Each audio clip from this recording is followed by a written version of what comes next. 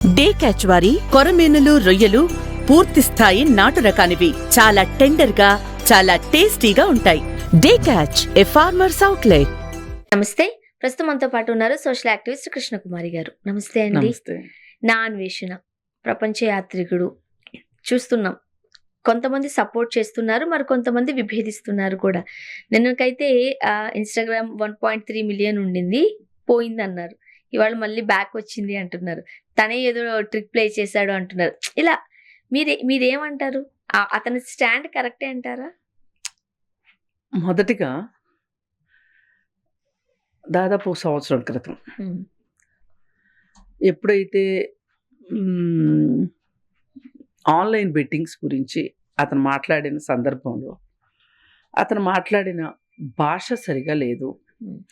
అతను అంతకుముందు చేసిన వీడియోలు సరిగా లేవు, అశ్లీలంగా ఉన్నాయి, అసభ్యంగా ఉన్నాయి, సభ్య సమాజం చూసేలాగా లేవు. ఆడవాళ్ళు ప్రపంచంలో ఎక్కడైనా మనకి సిస్టర్హుడ్ ఉండాలి. అలాగే మగవాళ్ళైనా ఆడవాళ్ళైనా హ్యుమానిటేరియన్ గ్రౌండ్స్లో హ్యూమన్స్గా బిహేవ్ చేయాలి. వీళ్ళు ఈ దేశం వాళ్ళ, ఆ దేశం వాళ్ళ, మన దేశం వాళ్ళేనా, మన ఇంటి పక్క వాళ్ళేనా అనేది కాదు. ఎక్కడైనా స్త్రీయే, మనిషే. ఇప్పుడు మనము ఒక లార్జర్ స్కేల్లో మనుషుల గురించి మాట్లాడుకుంటే, మానవత్వం గురించి మాట్లాడుకుంటే అందులో ఆడవాళ్ళు వస్తారు, మగవాళ్ళు వస్తారు, అందరూ వచ్చేస్తారు. కానీ ఒక స్త్రీల గురించి మాట్లాడుకోవాల్సిన సందర్భం వస్తే ప్రపంచంలో ఏ స్త్రీ అయినా మనకి ఒకటే. ఓకే, వేరే దేశంలో ఉన్న స్త్రీలని ఆట పట్టిస్తూ అసభ్యకరంగా వీడియోలు చేస్తూ అప్లోడ్ చేశాడు. దానిని నేను వ్యతిరేకంగా వీడియోలు కూడా చేశాం సీరియస్గా. ఆ టైంలో చాలామంది ఏమనుకున్నారంటే, ఎవరో పరాయి ఆడవాళ్ళని వీడు ఏడిపిస్తేనో వాళ్ళతోటి బూతులు మాట్లాడిపిస్తేనో ఏం పోయిందిలే అని చెప్పి ఏం చేశారు, అందరూ ఎంజాయ్ చేశారు. 25 లక్షల మంది చూశారు వాడి వీడియోల్ని. ఆ రోజు వీళ్ళకి వేరే దేశం ఆడవాళ్ళల్లో ఈ దేశం ఆడవాళ్ళని చూడటం చేతకాలే. అలాగే ప్రతి స్త్రీలోనూ దేవతను చూడటం వీళ్ళకి చేతకాల. ఎప్పుడైతే అతను ఈ మహిళల వస్త్రధారణ విషయంలో సీత వాళ్ళ పేరుని తీసుకొచ్చాడో అప్పుడు వీళ్ళకి అభ్యంతరం వచ్చింది. నేనేమంటానంటే, మన సంస్కృతి సాంప్రదాయాల్ని, అది పురాణాలు కావచ్చు, వేటినైనా ఒక ప్రత్యేక పరిస్థితుల్లో మనము దానిని విమర్శించడం తప్పు కాదు, కానీ మన విమర్శ కోసం ఆ పాత్రలను వాడుకోవడం తప్పు. అది అతను చేశాడు.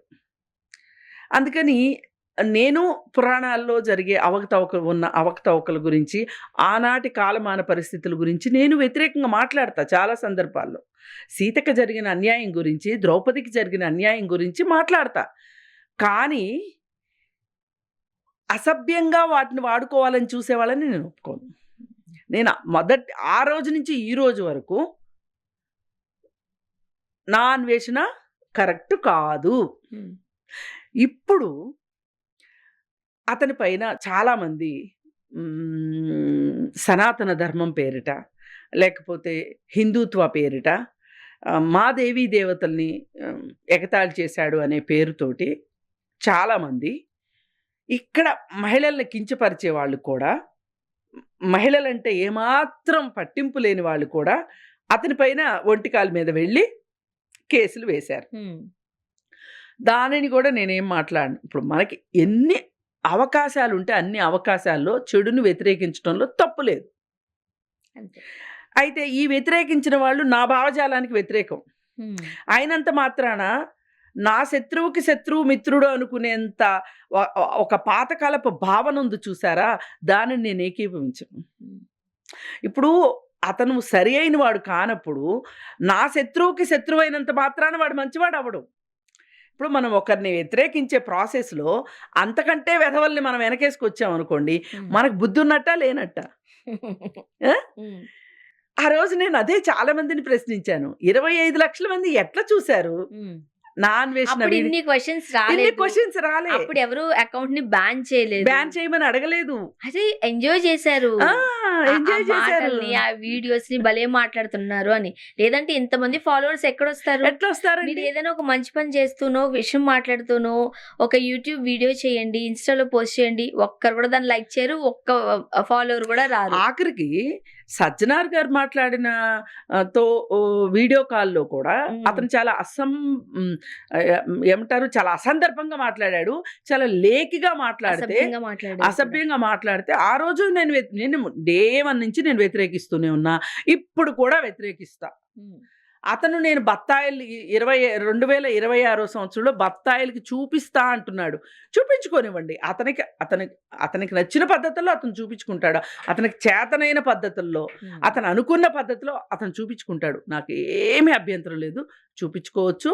అతని ఇన్స్టా బ్యాన్ చేశాము అని చెప్పి చాలామంది చంకలు గుద్దుకుంటున్నారు. ఒకటి, ఇన్స్టా బ్యాన్ అయినంత మాత్రాన వాడి బుర్ర బాగుపడినంతసేపు వచ్చిందా రాలేదు తర్వాత విషయం. ఇన్స్టా లేకపోతే ఏమవుతుంది? ఇన్స్టా నుంచి 5 పైసలు రావు. వాడు అదే చెప్తున్నాడు. నాకు వచ్చేది యూట్యూబ్ నుంచి. యూట్యూబ్ డబ్బులు నాకు ఎక్కడికి పోలే.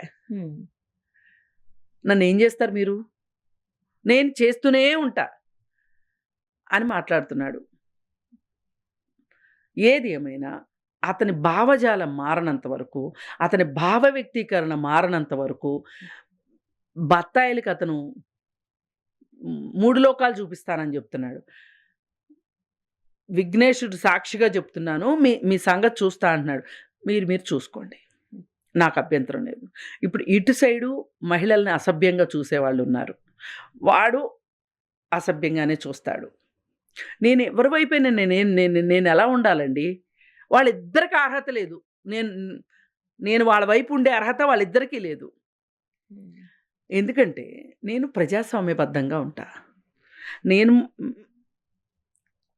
మానవత్వపు పక్షపాతిని. నేను మళ్ళీ ఇంకొంచెం యువతలకు వస్తే మహిళా పక్షపాతిని నేను. అలాంటప్పుడు నేనెందుకు?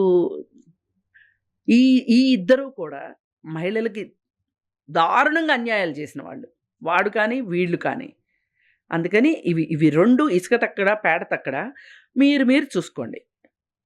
నేను నాలాంటి వాళ్ళు ఎందుకంటే నేను అన్వేషణని ఇప్పుడేం మాట్లాడరేంటి, ఇప్పుడు వ్యతిరేకించరేంటి అంటే, మా కోడి ఎప్పుడో కూసింది, మీరు ఇలా వినకపోతే అది మీ కర్మ. మేము ఎప్పుడో మాట్లాడేసాం. మీరందరూ అబ్బా ఆడవాళ్ళని ఎంత నీచంగా మాట్లాడుతున్నాడు, అబ్బా ఎంత భలే మాట్లాడుతున్నాడు అని మీరందరూ కళ్ళు చెవులు ఆడికి ఇచ్చేసి చూసిన రోజునే మేము వ్యతిరేకించాం. అప్పట్లో ఏదైనా ఒక షాప్ దగ్గరికి వెళ్ళి ఏవో పేర్లు అట్లా ఉంటాయి, దానిలో బూతు అర్థాలే వెతికి వాళ్ళ చేత బూతు మాటలు పలికించి ఆ రోజు మహిళల చేత ఇలా పలికిస్తున్నారు దగ్గర క్వశ్చన్ మార్క్. ఎవరు క్వశ్చన్ మార్క్ చేయలా.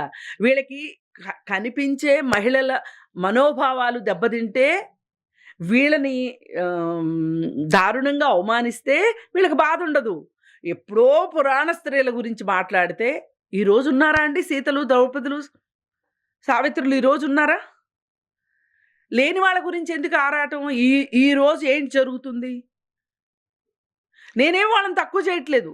నా దేశంలో ఉన్న పురాణాల గురించి నాకు ఈ కాలానికి పనికి రాకపోతే ఇది పనికిరాదు అని చెప్తాను. ఆ కాలానికి అది కరెక్ట్ కాబట్టి, ఆ కాలమాన పరిస్థితుల్లో రాశారు కాబట్టి, ఆ కాలం అలా ఉంది కాబట్టి అలాంటివి వచ్చినాయి.